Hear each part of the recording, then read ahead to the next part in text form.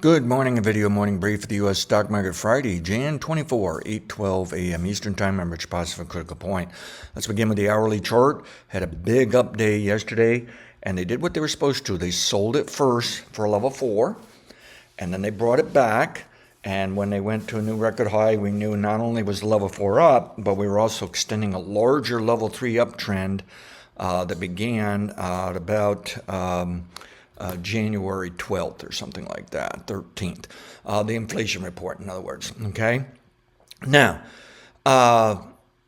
we will show with the analysis on the futures chart here, we want to look for a level 3 top, an ending of this robust, huge up move, rocket ship type ride. We want to end it now into the start of next week, and it really ought to do it today. Okay?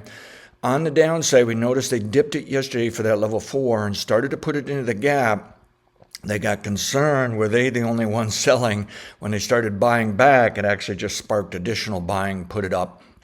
This gap can still be a downside target for pullback next week for level 3. So we want to consider, yes, it can go back to 60-60 or lower, maybe even as low as 60-40 or something like that. Okay. And the evidence that they're doing that would be filling additional amount of the gap, which means take it below yesterday's low of 60.74.67. Now, as far as upside on a very short-term basis, we're just taking it one step at a time, few points at a time here. It's just getting too extreme to get excited about very short-term, near-term upside targets. All right, so we know we have downside gaps that can become targets here. Now, let's go to the, that's the 12-hour chart. I want the 6-hour chart of the futures with model analysis. And here's what we have today. Now, here's the level 4 tops. And we show some of the bottoms in between. So for the level 4 business cycles like that. And what we're saying is that it ought to top today, tomorrow, therefore Monday, Sunday night, for the next level 4. And it's looking more like really the cash market can top today. The futures market might top Sunday night if they don't sell it all that much today. But it's looking like they won't really be pushing it higher Monday morning. But I don't know for sure. All I know is by Monday, Tuesday, the market ought to be down and maybe up into Monday, but it's getting close enough to consider it can end today. All right, but we have to allow into, say, early Monday. And there's our level 4 yesterday. So if we can get the futures market to go below the low of yesterday, and I'll try to give you the S&P 500 cash on that. And you can apply this to the Dow Jones and NASDAQ, by the way, and some of these other indexes that correlate well with the S&P 500. But for those of you watching futures, I think trade back to 6,100, ideally something below 6,100, should be evidence of not only a level 4 downswing, but the first downswing of maybe 3 downswings, anywhere from 1 to 3 downswings of a level 3 downtrend by next week. And the point is it can start today to move down to next week. Maybe it waits till early next week and then is down. All we know is it's like a magnet next week that ought to pull this market down. And I think below 6,100 is going to be that evidence. It's working on that. I think a down day is going to be like pattern evidence of level 3 downtrend. And again, it may only last just a day or two. Next week, we're going to have the Federal Reserve coming out on Wednesday of what they're going to do on interest rates and what they think about everything. That can impact the market. And then at the end of the week, people are going to have to decide what do they want to do to prepare for the weekend and for the next week, because the tariffs by Trump, I believe, are going to start February 1st. Well, that's Saturday, and they can't trade it. So they got to make up their minds. Are they a little concerned of any risk, any shocks that might come in Sunday night and Monday? Sunday night for the futures, Monday for the cash and futures. Do they want to prepare for that at all? I think they're probably going to, this level 3 down move that's coming, I think it's going to be rather shallow. There's not going to be a lot to it. And looking out 1.5, 2.5 weeks out, I think we're just going to find the next level 3 up move is probably taking the market to record highs, okay? So I'm not expecting this level 3 to live up to its normal standards of what it would do after this size of an up move. Normally it would come all the way back to 6,000 after this up move, because that was a little bit insane to push it that hard that fast. But I think this market's so strong, they're so determined that this next level 3, we want to, this next coming bottom, we want to consider. There isn't much to it for selling at this time. Now, this is the S&P 500 daily cash. And here again, it might spike today. As I look at just visually this pattern, it actually ought to spike today, even though it looks like to me the futures are already backing off here. And then again, next week it ought to pull back. So we're still in that range of looking for a level 3 top for those who want to sell a level 3. I'm just warning you, it looks too strong to me now that I don't know if there's much here. You better be a day trader, interweek trader to capture that level 3 downside. Otherwise, I think it's probably worth missing out on. And might be a better buy, in other words, next week than a sell this week into next. 5-day average can be a downside target, and that gap I just discussed can be a bit of a target there as well. Worst case scenario, if they were to get quite nervous, bearish, maybe after the tariffs, like on Monday morning in February, Tuesday, Wednesday, if the other countries are really ramping up the trade war here, maybe they can get a little crazier, then I would say probably the level 3 maximum downside would be this 40-day moving average around 59.87, and that's also yet another gap to be filled here. And then they might bounce it, and even if things were going to get ugly for quite some time, I think they could bounce it first before the next leg lower of something serious. So now let's go to the daily chart of the futures here and show some of the model analysis labeling. And there's the beautiful level 3 up move. We caught the bottom just hours before the big launch off of that inflation report, and we detected some things where it was coming in unusually early. So I'm pretty proud of how we handled that. I'm not so proud on the way up about the midpoint there. We said maybe we ought to step out and then jump back in, and that's what we did. That's where we were just playing games of something faster and faster. The actual analysis of the level 3 trend actually worked better and is still working right now.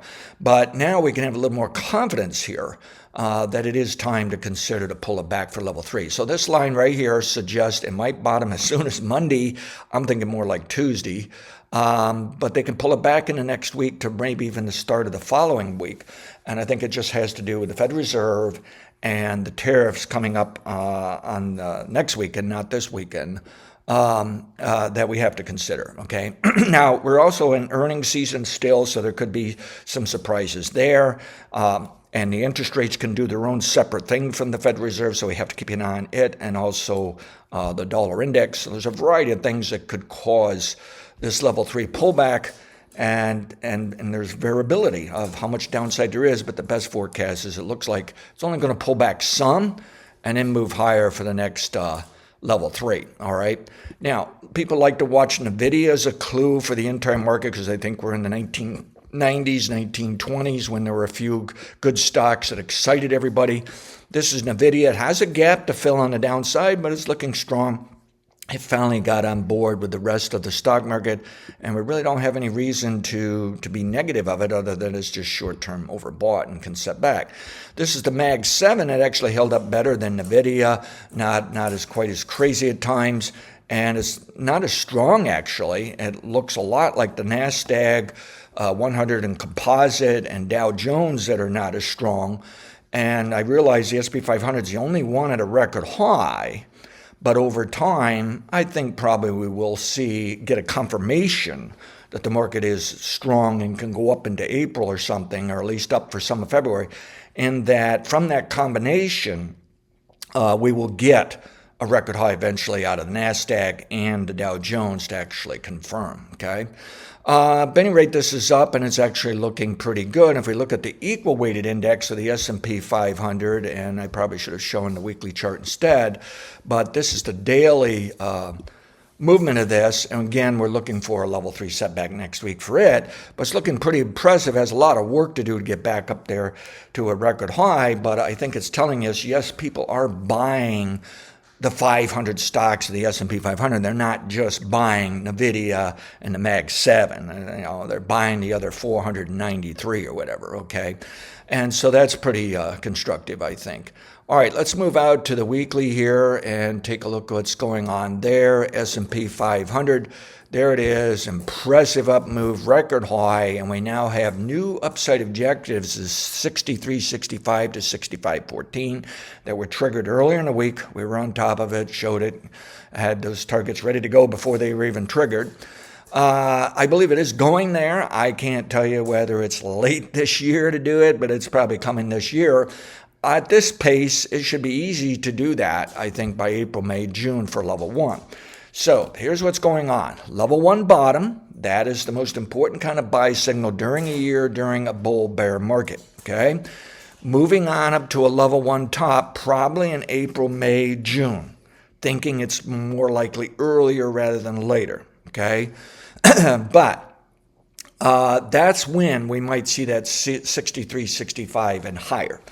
However, when a level 1 lasts more than a month, you can see a level 2 come in to create like a midpoint of some kind of setback on the way up. And that's what's occurring here. The model's saying this market's moving higher into the week of February 3rd, which is very close to the start of tariffs, so it may top that soon because they don't like the tariffs for a little while, okay? But it doesn't have to top out to the week of March 3rd. My guess is that it is going to top out in February. And the interesting thing is we have some commodities and other non-financial markets that also are looking for tops in February. So that also may mean across the board, people aren't going to like something coming down the road here. And it probably is more likely tariffs, but maybe there's something else in the world that's going to surprise us. But what it should do is come out of that level 2 top into a level 2 bottom. And even though I have the line for the bottom way down there, that's not a price target. Okay. I don't think it's coming down much at all for that level 2. But I think it is going to be coming down from February into March. And then it's going up from March into April. And I think overall it's just going higher into April, May. Okay. So level 1 up from last week into April, May. But along the way, we're going to get a hiccup from a level 2, and they're going to knock it down sometime February into March. And it's not going to bottom till March. So if they hit it hard in February, maybe they don't like this tariffs, it's possible that's actually going to be the lowest price. The model is going to be running late, running behind. It's going to say the bottom was at a higher price. We'll watch out for that if that is a possibility, okay? And so now, next up, if we're going higher into April, May, okay? Regardless of how high it's going. If we're going higher in April, May, what occurs after that? Well, it should drop from a level 1 top into a level 1 bottom. So that can be the most bearish type of move during a year because the level 2 is just piling right on top of it. They're coinciding together. The level 3s will reject it at times to make a zigzag on the way down, but in general, they're going to fall in line. These are the different types of traders, the 12 groups of traders that make or break the year. They run the show. They're basically going to be in line with one another in agreement, which may mean more significant bearish news than what we're going to get in February, March, okay? And this is where we might see the market down -7 to -13%, -11, something like that, because I still believe we still need that kind of a down move at least once this year. And it could be just normal. You can see this almost every year that we have one move like that. So it could just be standard operating procedure. But again, now with the tariffs, something new here, the dramatic change of all the things we're doing here with Maganomics, maybe that can make even more downside or 2 events this year, things like that. All right. What I mentioned yesterday is this level 1 might actually still be a minor long-term top that did not occur in December, which I had said was going to be the latest allowed. And now reviewing history back to about 1791, 1789, we knew for quite some time they can last much longer than what we were stating, but we also knew the level 1's a key factor in timing those. We're saying it just shouldn't do it.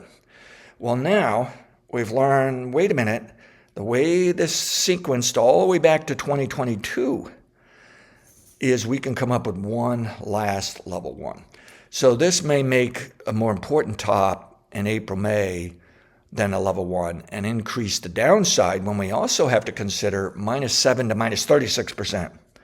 It seems very unlikely that it's going to be -20 to -36%. But we're going to want to leave the door open. We want to look over our shoulder. There's also something that could be as weird as what occurred under George W. Bush in 2000 to 2008. That it was a very small, short, decade pattern of economic growth, the juggler business cycle, when we have 7 to 12 years of economic growth, 1 to 3 years of recession. Well, it was very minimum. We got just the 7 years, okay? And it was over and done with, all right? Actually, it was less than 7. I have to combine the downside as well from the 2000 recession. We found one other occurrence in the 1800s of that. I am a believer that there's something called the rule of alternation. I don't like to use the word rule. I don't think you can really trust it that well. But there are people saying if you have a pattern in any kind of analysis, any kind of data, if it took an extra long time compared to its own history, the very next event is probably going to be very short. It swings to the other extreme, or at least it's going to be not as long, okay? With that, you can see that in the 1990s with Clinton, extra long. You can see George W. Bush in the 2000s, extra short. Very difficult to catch that top and believe it. I was on it, but I jumped in and out a few times near that top. Didn't quite trust it. And I did my best during the major main thrust lower of that financial crisis. And then I was more of the genius of buying the bottom in 2009 in March, okay? But I had a tough time with that top because it just seemed so early that I'm thinking, these bears don't know what they're talking about. Something can change around. The government could fix something. Well, it didn't.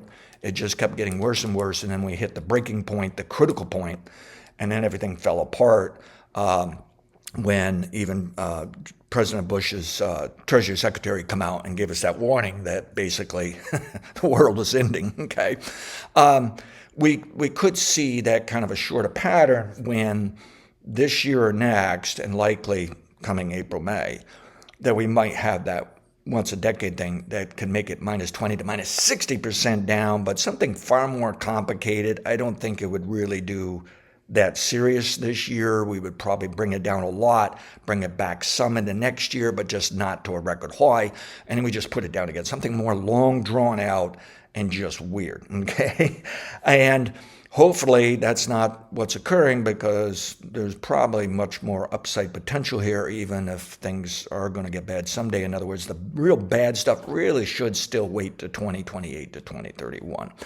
We're just coming up with ideas that low probability of a real serious problem this year, higher probability next year, and then a nice jump in probability to 2027, but the very highest probability is still pegged around 80 or 90% for 2028, 2031. So I don't want to scare us too much and mess us up here on making a lot of money this next few years. But unfortunately, the way events have gone, we can see this sequencing and synchronization that something more serious might occur this year or next. And we may even get 2 serious events, actually hammer it, bring it all the way back to even to a record high, and then hammer it again at the end of this decade. And the real recession may show up at the end of the decade, whereas we just get a secondary recession this year or next. Currently, the data is not supporting the idea of a recession this soon. But we're seeing an increasing number of people saying this market is very overvalued. It's as overvalued as 1929 for a crash. It's as overvalued as 2021 for that bad year of 2022. But I noticed for some of the research, they're actually showing, I forget when it was, it might have been around the Y2K in 2000, that some of those indicators, the market was even more overvalued than the 1929, and we got a serious bear market, but we didn't get a crashing moment. So it's difficult how much to trust some of this stuff they're looking at, but there's some big time people out there looking at that stuff. And yesterday, Mr. Fink over at Blackwater, probably the world's biggest family of funds, They own a lot of the real estate in the U.S. They own everything you can think of. It's just amazing how many different investment products they created. Amazing how much money they pulled in from the rich and even the middle class and poor. But he even come out saying, this market's high price, it's overvalued. Something could break. So how we're going to approach this is in April, May, we're going to say we may have something far more important here. We might want to sell something here. Try to buy it back in May, June, July for level 1, just in case that we're overreacting and it just goes higher and higher and higher. And what we can do as a backup, as we sell in April, May, we'll probably set a time stop that I'm guessing is going to be June and may delay to July. But what will happen is we get a record high, and more so if it's even at that time stop or later, then we can say, throw out all this other bearish stuff for now. Let's revisit it next year, and maybe not even until 2028 or later. Let's feel a little more comfortable about this, that the market can be higher next year, okay? But in the meantime, starting all the way back to July of last year, we knew we may have to start throwing a few more darts here of protecting ourselves a little bit more rather than just set back saying, ignore all these sell signals, just ride it out and make more and more money. It's not that simple right now. This bull market from 2020 almost acts like it's getting a little bit old, even though it's almost still going straight up. All right, so those are the things we'll look at in April, May. In the meantime, it does look like it wants to go higher into April, May, and now we need to keep an eye on interest rates. And for the interest rates and the dollar, but I'm more interested in the interest rates, have been for quite some time. And the dollar looks pretty much just like the 10-year Treasury note interest rate. It's trying to go up. And we said it ought to bottom this week. And it did. It's trying to go up into the Federal Reserve next week. It may go up right into the end of the week because of the tariffs coming in on February 1st and later. So they may bounce this, into a level 3 top. And if they don't bounce the interest rate much, then they can put it all the way back down and lower, because really we're not due for an important bottom in interest rates until the week of February 3rd, which may have something to do with the tariffs, and doesn't even have to bottom to as late as March 3rd, and that can also have something to do with tariffs, but we could also have some earnings and some economic indicators are very good. But what's concerning me, and it's amazing how some of these big name people like Fink over at Blackwater, like Mohamed El-Erian, the economist, like Paul Krugman, another economist, and a few others, and even just good market analysts that are not economists, because some people don't like economists when it comes to markets. They're not as accurate, okay? But it's looking as though there is a chance of higher interest rates into summer, and that's not going to be good. And yesterday, someone, or the day before, came out and said, they now think there's a chance to go to 5 to 5.5%. And they said that could be ugly. Okay. Whereas I've said, if it goes above 4.98, it should at least run to 5.03. But it can also run to 6 to 6.5. And that's where it probably is going to be ugly. So those are the things we'll watch out for. In the meantime, really interest rates should pop just very short term and then come back down. Then they can move higher. If we could bring these interest rates in the next 2 to 4 weeks down a huge amount, that would provide some room, a safety net, that even if they want to bounce it into summer, they may not take it to a new high for this decade. They may not take it above 4.98, and we kind of save ourselves from a problem. But if this is all they've done, if this is all they're going to do in terms of pulling this back, this is too bullish of a pattern still. This probably means they're going to take out the 4.98 by summer, if not sooner, and we are going to have problems. So I say they're going to put the stock market up in April, May. They may put the interest rates up too, but somehow we'll still push that stock market higher. But I'm thinking by the time we get in April, May, June, that may be the breaking point where they put interest rates too high and the stock market comes down. So those are some of the things we've got to just keep discussing day in, day out, week, as we move into there. But right at the moment, even though we're looking at all this potential bad stuff, it does look like it's going to wait to make any kind of impact to April, May. Some of that stuff doesn't even have to make a negative impact till maybe October, okay? And somehow, some way, we can pull through this, and the stock market might even be higher next year as well.